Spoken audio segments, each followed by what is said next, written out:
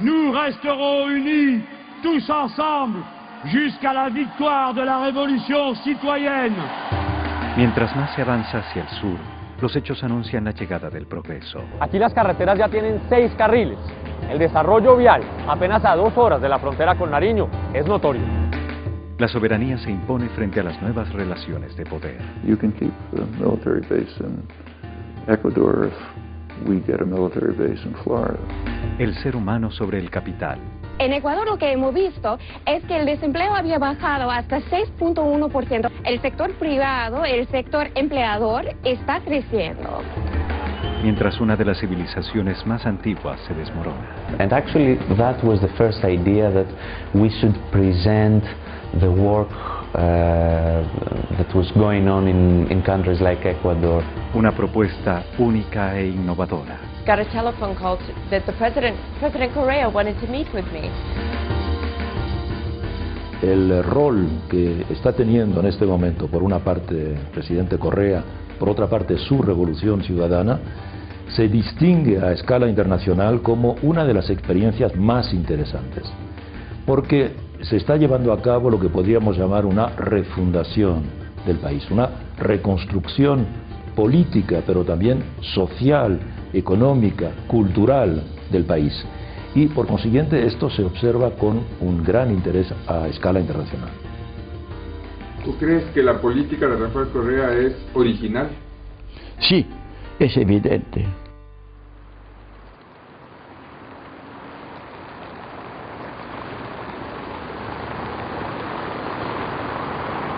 Llegar a la Ciudad de México es comparecer a una de las culturas más ricas del mundo.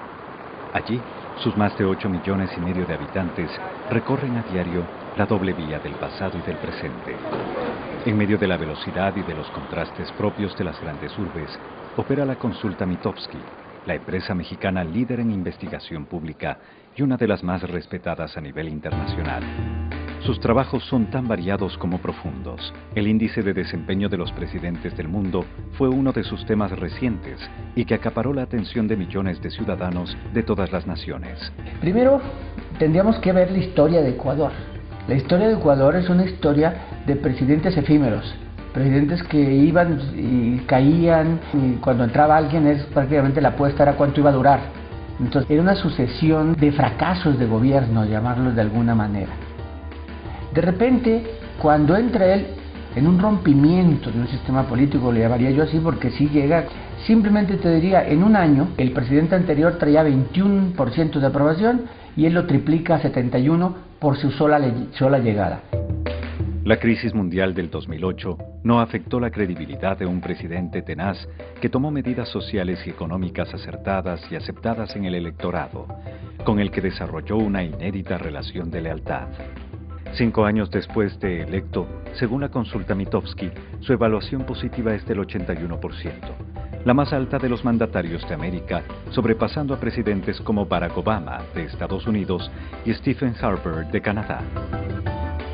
Yo creo que los niveles de aprobación de hoy tienen que ver con, digamos, un reconocimiento a que ha hecho mejor papel que los anteriores mandatarios y que lo que él quiere es positivo.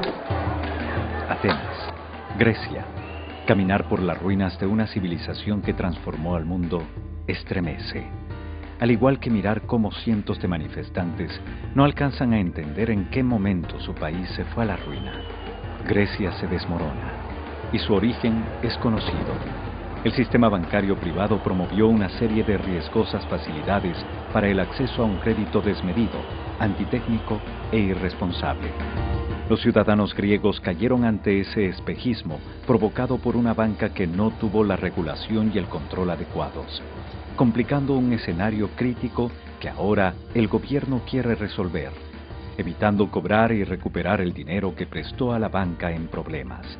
Para ello, requiere de unos recursos económicos que busca hallar a costa del sacrificio ciudadano. Incremento de impuestos, reducción de salarios y pensiones de jubilación, entre otros. Leonidas Batikiostis, documentalista griego, desvirtúa la versión oficial que señala a la sociedad civil como la responsable de los sucesos por no saber endeudarse. En Deutocracia evidencia la responsabilidad de la banca, su anuencia indiscriminada ante las recetas del Fondo Monetario Internacional. En este documental, Vatikiostis destaca la actitud de Ecuador frente al Fondo Monetario Internacional. We knew about the example, we knew about the audit commission that he created some years ago, so we started following information and tried to find information about him.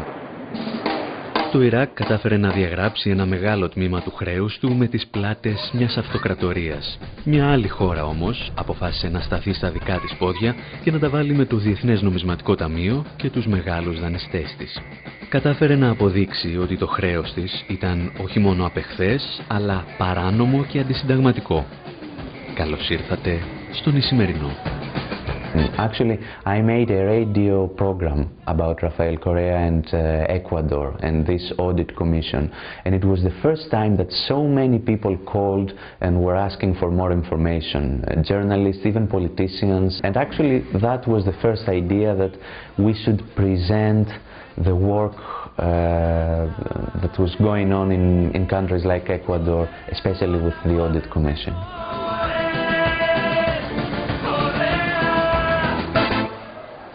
Hay compromisos nacionales urgentes y nosotros primero pondremos los compromisos nacionales a los compromisos internacionales. En buena hora, si podemos cumplir ambos, pero nuestras prioridades son muy claras. Primero la vida antes que la deuda. My real job was deal making. It was giving loans to other countries, huge loans, much bigger than they could possibly repay. And one of the conditions of the loan, let's say $1 billion loan to a country like Indonesia or Ecuador, and this country would then have to give 90% of that loan back to a U.S. company or U.S. companies to build the infrastructure, a Halliburton or a Bechtel. These were big ones. And those companies would then go in and build an electrical system or ports or highways, and these would basically serve just a few of the very wealthiest families in those countries. The poor people in those countries would be stuck ultimately with this amazing debt that they couldn't possibly repay. They understood that there are similarities, they understood that you can change things even if you are a small country. What the mainstream media was trying to say towards them is that, look, Ecuador, it has oil and it's a different situation, but I think that they understood that it's not about oil, it's not about resources, it's about political will to change things. Il faut aussi, dans l'économie faite par l'Équateur, compter les intérêts qu'il aurait fallu payer jusque 2012 ou 2030. Et si on prend tout en compte, ça a été une économie de 7 000 millions, de plus de 7 000 millions de dollars pour l'Équateur. Donc une économie très importante pour le pays, ce qui a permis au gouvernement d'augmenter très fortement les dépenses d'éducation, de santé, pour la création d'emplois aussi, pour l'amélioration des infrastructures. Ecuador is no longer in sale, you know?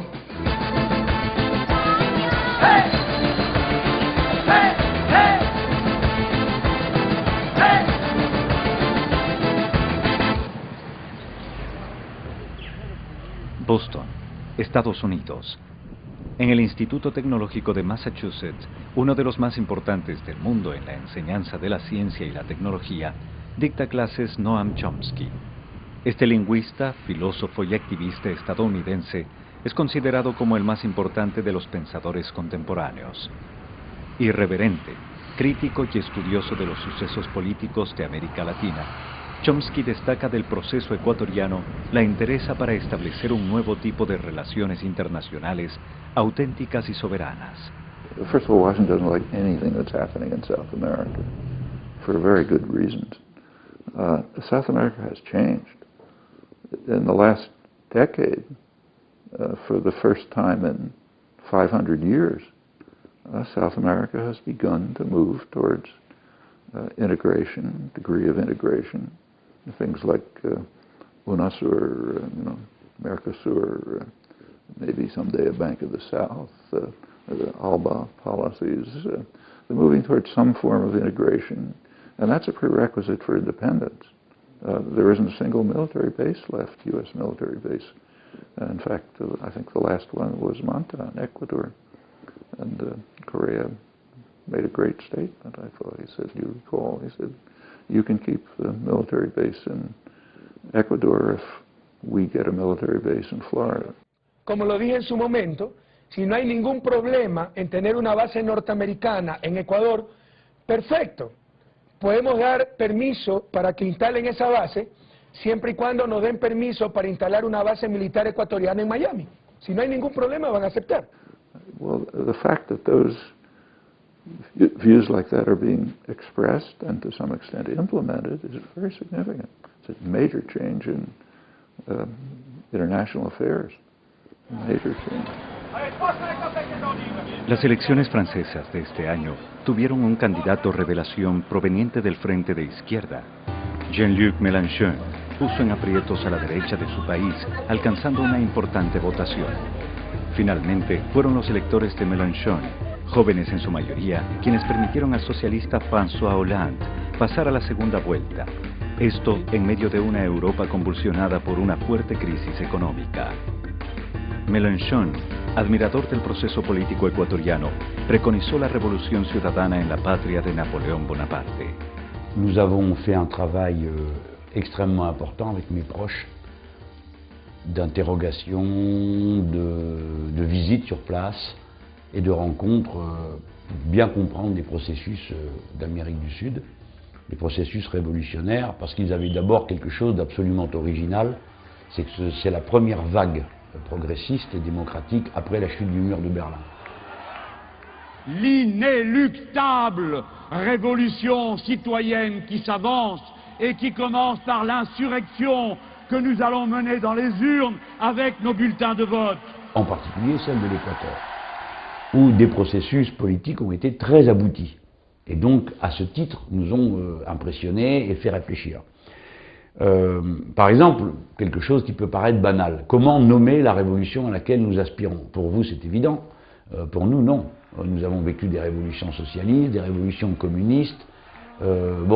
Comment faut-il nommer ce que nous voulons faire? Nous resterons unis, tous ensemble, jusqu'à la victoire de la révolution citoyenne, jusqu'à la victoire de la 6e République, tous ensemble, aujourd'hui, demain, résistance!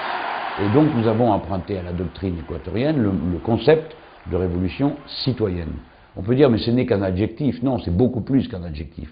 C'est l'idée que l'acteur de l'histoire, c'est le citoyen, c'est-à-dire l'individu qui s'arrache à ses propres déterminations, à ses propres intérêts particuliers, pour penser l'intérêt général. C'est ce qui fait qu'il est citoyen. Il y a donc, dans citoyen, il y a l'idée de pouvoir et l'idée d'intérêt général. Voilà. Donc le nouvel acteur historique et politique de la révolution au XXIe siècle, c'est le citoyen. De la même manière, la question de la constituante, qui a joué un rôle absolument central dans la stratégie de Rafael Correa, nous a fait réfléchir parce qu'il a été plus loin que d'autres. C'est-à-dire qu'il a opposé l'idée de constituante à l'idée de reconduction automatique des institutions existantes, n'est-ce pas? Puisqu'il se présente aux élections en disant « si je suis élu, tout le monde s'en va et on fait une constituante ». Donc personne dans l'univers entier n'a jamais fait une chose pareille, ça n'existe pas. La nueva constitución ecuatoriana ha permitido, en un marco legal adecuado, realizar cambios radicales en el manejo de la política pública. En Europa, estas decisiones tomadas a partir de la participación popular han convertido a Ecuador en un ejemplo exitoso.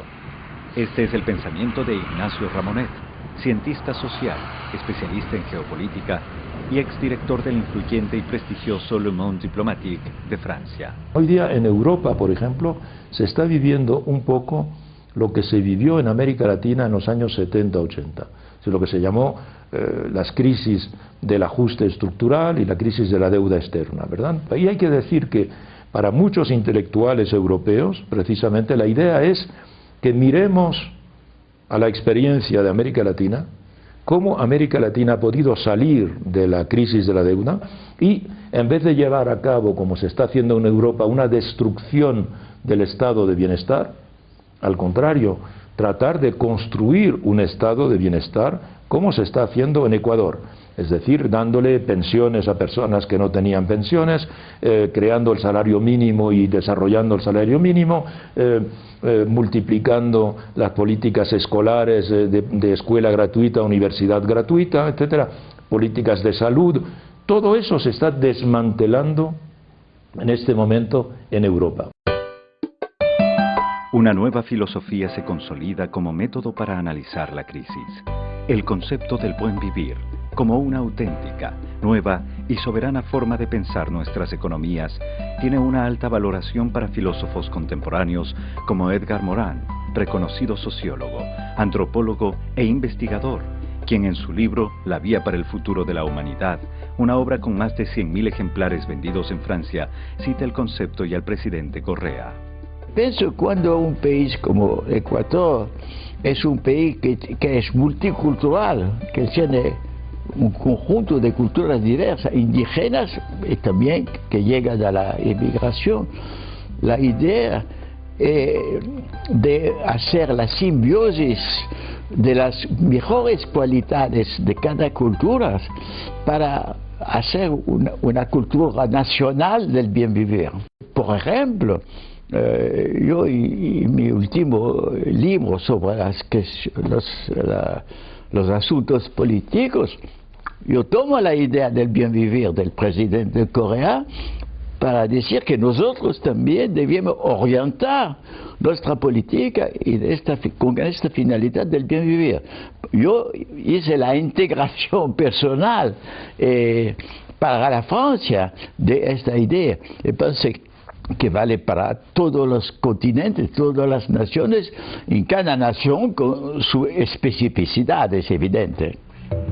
En Cotacachi, Ecuador, una pareja de estadounidenses, Susan y Dan Haskins, parece que encontraron algo parecido al buen vivir. Hace 35 años mantienen una publicación especializada en jubilados de su país, pero también de Canadá, Europa y Australia, llamada International Living. Con el tiempo se han dado cuenta que los jubilados no necesariamente buscan tener la mejor jubilación en términos monetarios, sino de bienestar. One thing I'd like to mention is that every year International Living does an index. It's called the Global Retirement Index, and we rank different countries in the world. We rank about 150 countries for the things I mentioned earlier: cost of living, healthcare, safety and security, infrastructure. And for the last 3 or 4 years, Ecuador has come out on top. This article, in fact, shows that this is from 2009 when Cuenca was named the #1 retirement destination in the world. Hace un año y medio, Mark y Connie Pumble, ciudadanos estadounidenses, viven en Cuenca. Tomaron esa decisión porque los costos en los que deben incurrir para su vida diaria son notablemente menores que en su país. For a variety of reasons, the medical, the climate, the rent is very affordable. We pay $200 for this place, and I don't think we could get a view like this for $200 in the United States. The insurance, the cost of medical care in the United States is very expensive. Here it's much more affordable. My insurance is with Social Security. So my insurance, medical insurance, is free. I think the changes are for the better in Ecuador. I think Ecuador is really doing a great job in listening to the needs of what the people want. But I think Rafael Correa is doing a good job. Well, we wouldn't be here if we didn't think that this was a wonderful place to be. We feel a responsibility for the people that we write for, who read our magazine. We want them to feel that they're going to a place where they're going to be safe, they're going to have a good quality of life now and long into the future. So we believe that Ecuador is that place. Hayati Ghosh, catalogada como una de las mejores economistas del mundo, es catedrática de la Universidad Jawaharlal Nehru de Nueva Delhi y editorialista del periódico inglés The Guardian. Allí publicó en enero pasado una columna en la que destaca el actual modelo económico-político de Ecuador. Un resumen de su artículo fue difundido por la red de noticias en tiempo real que se transmite por internet y se apoya en satélite y televisión por cable. Welcome to the Real News Network. I'm Paul Jay in Washington. One of the countries in Latin America that is not talked about very much, but perhaps and some people suggest it is, one of the more interesting models for development on the globe, and that's Ecuador. Very interesting. International Living magazine just selected Ecuador as the #1 place in the world to retire. Now joining us, and recently returned from Ecuador, now in New Delhi, is Jayati Ghosh. Jayati teaches economics at JNU in New Delhi. Thanks for joining us, Jayati. It's a pleasure. Well, here is a tiny country with only 14 million people, so you would imagine that this is a country where very little can be done. Right. And I discovered when I was there that in fact they have had not just a transformatory approach in terms of how they want to shape development and where they want to take the economy and how they see the economy functioning for the people and for nature rather than for finance and for capital, but also that they've taken very specific steps which many other countries can do. Before 2009, Ecuador, the government was getting about 13% on average of the total oil revenues, and the companies, the foreign companies, were getting 87%. They passed a law in July 2010 that completely reversed the terms. So now the government gets on average 87% and the companies get 13%. It's actually extraordinary that they managed to do this. There are 18 oil companies operating in Ecuador. 6 of them said that this is unacceptable and they left. And the government basically said, well, goodbye and good luck. They took over the oil fields of the companies that had left, but 12 of the companies decided to stay, which means that it was still profitable for them. And now, as a result, the Ecuador government gets a massive benefit from any increase in oil prices. Now, the other big issue was what the taxation. They've actually started collecting taxes from the local elite, which is also quite unique in Latin America. Absolutely. What is actually most surprising is that despite the fact that oil prices have been so high, and despite the fact that they changed the terms of these oil contracts, in fact, tax revenues have increased faster than oil revenues for Ecuador's government. And that is really a tribute to the massive tax enforcement drive that they undertook from 2007 onwards. Anything else you want to end with, Jayati? Well, no, just to repeat what I said at the very beginning, I think what is most inspiring about this case is that even if it doesn't succeed more than what it already has, it shows that you can do a lot if there is internal political demand for it. And you don't have to worry about the global conditions in order to transform things within your own country. Con sede en Chile, Latino Barómetro es una organización que mide la evolución de las sociedades mediante encuestas que realiza desde 1995 en 18 países de América Latina. Uno de sus últimos estudios reconoce al Estado ecuatoriano entre los más eficientes, con un 64% de aprobación.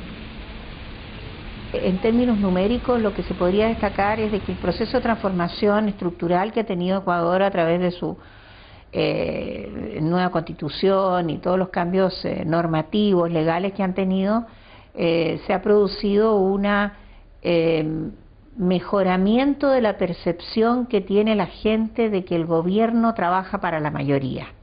América Latina sufre de un mal principal, más bien dicho, dos males principales. Uno es la percepción de la gente de que los gobiernos trabajan para unos pequeños grupos y unos pequeños intereses, y el otro es de que la distribución del ingreso está muy mal. Hay una gran injusticia en la distribución del ingreso. En esos dos variables, que son las variables centrales que permiten entender la evolución de las sociedades, Ecuador está avanzando más rápido que el promedio de los otros 18 países y avanzando en el sentido correcto.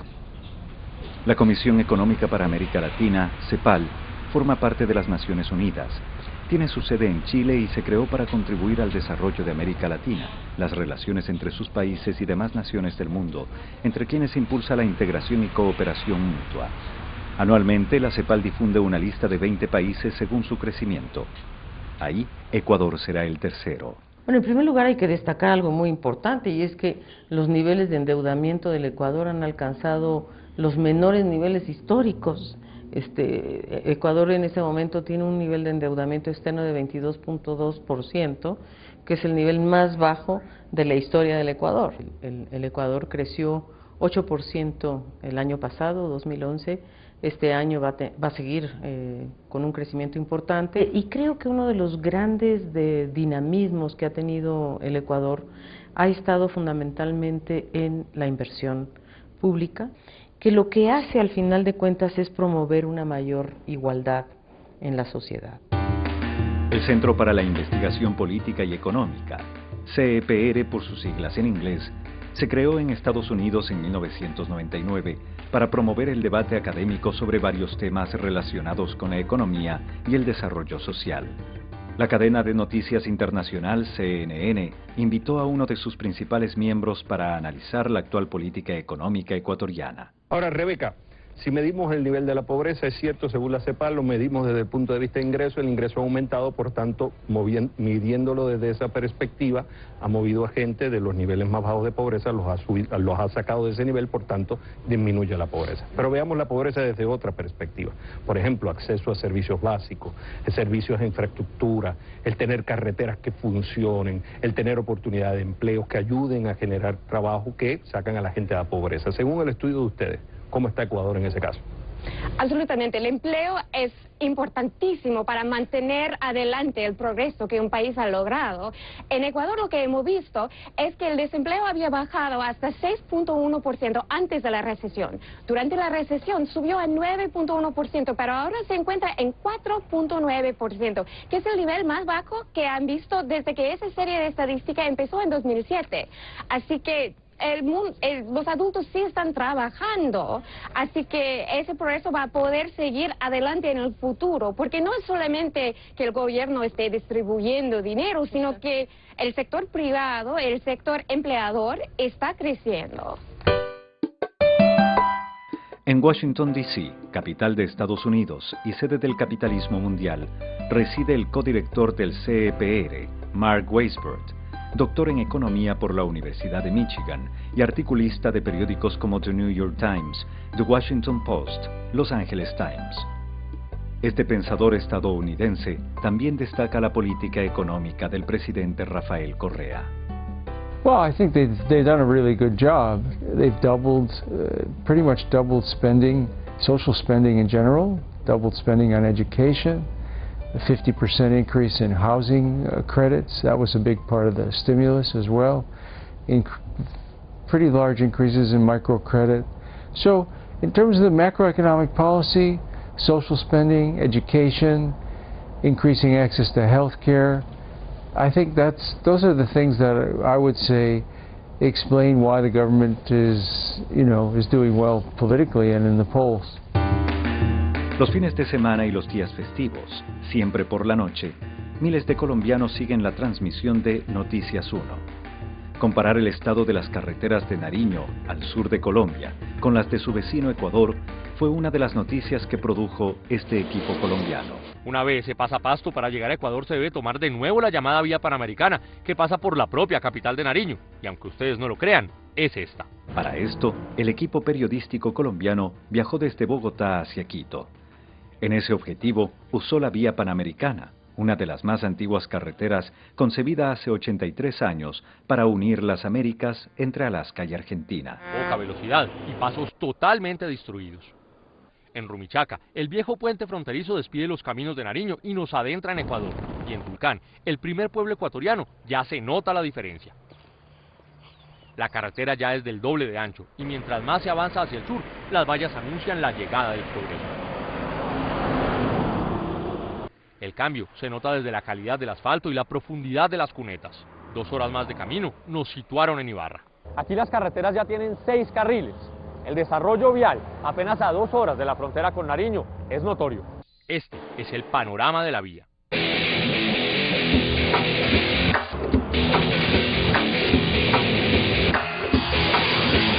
Para los ecuatorianos, un motivo de orgullo, sinónimo de descongestión y señal inequívoca de progreso. Se evidencia que el progreso sí puede llegar y sí puede existir. Cuando usted mira el desarrollo de la infraestructura que hay, por lo menos en carreteras, que fue de la que nosotros mismos fuimos testigos, sin lugar a dudas, pues usted se da cuenta que Ecuador nos lleva ventaja y Colombia se queda 30 años abajo. Independientemente de razones políticas de cualquiera de los bandos de los que usted venga, cuando usted ve eso, usted ve progreso. Y usted ve que realmente hay maneras de trabajar y hechos que mostrar cuando se trabaja. Cuando usted le muestra a la gente y le pone una carretera, usted no tiene cómo discutir ese progreso. En Madrid, España, tienen su sede dos instituciones de renombre internacional: la Secretaría General Iberoamericana y ONCE, Organización Nacional de Ciegos Españoles. Las máximas autoridades de ambas entidades destacan la iniciativa del gobierno ecuatoriano en el área de las discapacidades. La misión solidaria Manuela Espejo, liderada por la Vicepresidencia de la República, trasciende las fronteras y se convierte en un modelo a seguir. Creo que la misión solidaria Manuela Espejo, con este nuevo gobierno, lo que ha conseguido es algo muy importante, que es empezar la casa por los cimientos. Lo primero que necesitamos es saber cuántas personas con discapacidad tenemos, dónde están, quiénes son, qué situación tienen, porque históricamente ha habido una creencia, y es que como las personas con discapacidad éramos invisibles, no existíamos. Esta misión sí que permitió tener un censo real de lo que hay y no disfrazar la realidad de este colectivo. Y creo que eso es algo muy importante y algo que es extrapolable a otros países, estar en igualdad de oportunidades con las personas que no tienen discapacidad. Mire, yo creo que es una de las mejores muestras de solidaridad que uno puede encontrar hoy en América Latina y quizá en el mundo. Yo creo que es un estupendo esfuerzo. Yo he quedado muy impactado. Me parece que el mundo necesita hacerse cargo de las personas que desgraciadamente han tenido esta condición de discapacidad para incorporarlos a la sociedad. Es admirable, es un proyecto, el proyecto más completo que yo he visto en esta materia, y me alegra mucho que esté funcionando con tanta dinámica y con tanto esfuerzo. Claramente aquí tenemos detrás a este héroe que es el vicepresidente, que ha asumido esto como un compromiso personal y le ha dado una fuerza que realmente es notable. Nueva York es la sede de la Asociación Estadounidense de Operadores Turísticos, para quienes Ecuador, por su diversidad y atributos culturales, se revela como uno de los mejores destinos a descubrir, antes incluso de México, Panamá, España y Nueva Zelanda. Today, we're always looking for the next most popular place to visit. But certainly Ecuador is one of those that our members really believe have the potential to become a major player in the global business of travel. So our members, slowly over time have been picking up on the consumer interest that they're hearing here in the States, as well as the profile and the image of Ecuador that continues to be elevated. So all of these factors, as they come together, pretty much proclaim that Ecuador is a country to be reckoned with, and one that is really emerging in the global travel industry. The image of Ecuador, the awareness of Ecuador, I think that's where you see changes taking place.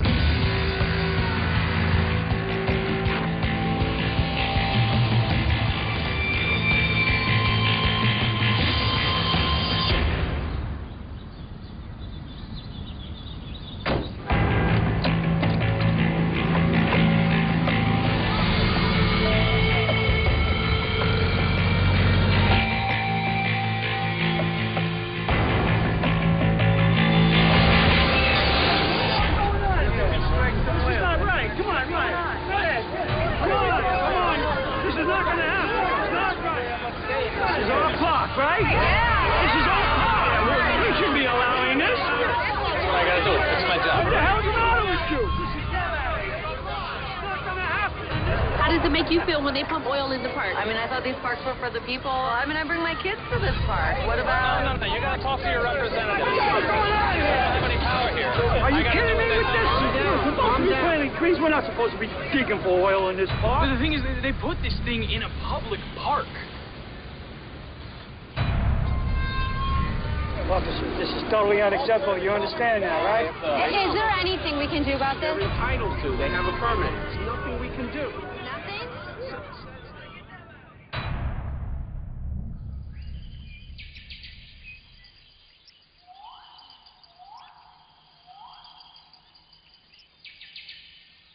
For example, extraction of fossil fuels, which is significant proposal in Ecuador was to just leave them in the ground and to actually be paid by rich countries for the fact that that contributes to their welfare by helping secure the general environment. Well, that's a very sensible proposal. That's pretty significant. I mean, unless that sensibility spreads around the world, there isn't going to be much to talk about in 100 years. Ubicado en la Amazonía, el Parque Nacional Yasuní cobija especies de flora y fauna únicas en el planeta. Allí viven también y en perfecta armonía los dos pueblos en aislamiento voluntario, los Tagaeri y los Taromenán. Calificada como única e innovadora, la iniciativa Yasuní ITT propuesta por el gobierno ecuatoriano al mundo ha llamado la atención de gobiernos y sociedad civil comprometidos con la causa. La actriz estadounidense Bo Derek, reconocida no solo por su trayectoria cinematográfica, sino por su defensa del ecosistema, es una de las embajadoras del Yasuní. I was actually visiting Quito about 4 or 5 years ago, and I got a telephone call that the President Correa wanted to meet with me. And we had a very short meeting, but very specific, about this vision to preserve the Yasuní, the initiative. And I have to say I was a little skeptical. I wasn't sure if it was just maybe an experiment, but in the 5 years his commitment is very obvious to this program and this idea, and now it's set up with the biggest organizations, with the UNDP, with Earth Day Network, and his commitment is very true, I believe. You know, I hear it in the States and when I travel around the world and talk about the Yasuní initiative, and you hear the money that's being spent to reforest in other countries, to try to repair what we've already ruined. The dollars are incredible, the amounts.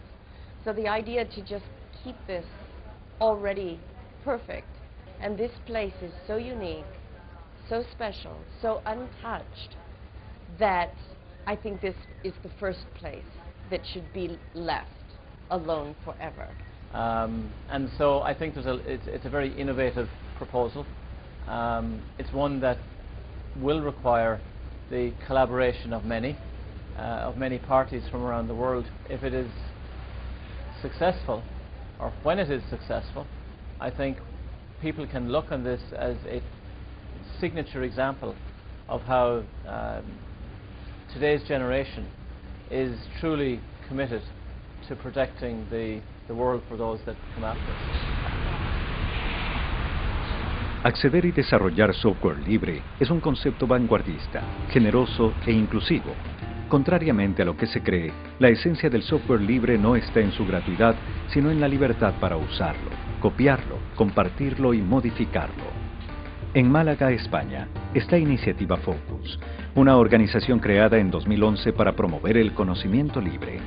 En este objetivo apoyan a gobiernos, a los que orientan en sus políticas tecnológicas. El software libre no es solo un concepto tecnológico, es un concepto social. La apuesta de un gobierno por el software libre significa apostar por su ciudadanía, significa apostar por sus empresas y significa apostar, como bien decía el presidente Correa, por soberanía tecnológica, por independencia tecnológica. Por eso todos a utilizar software libre. El gobierno ecuatoriano ya lo estableció como una política de gobierno y de Estado. Esto será un importante paso para la integración y, por qué no decirlo, para la liberación de América Latina.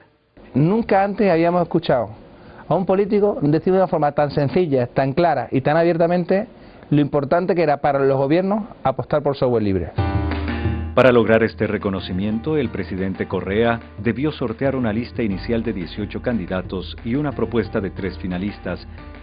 Una vez corrida la elección, el presidente ecuatoriano obtuvo un 39.5% de votos, con los que una gran mayoría de 15.000 internautas participantes reconocieron su trabajo y convicción en este tema. Creo que Ecuador tiene que sentirse muy orgulloso del presidente que tiene, porque fue de todos los participantes el que más votos obtuvo. Por supuesto en su categoría y por eso ganó, pero de todas las categorías fue el voto absoluto el que más recibió.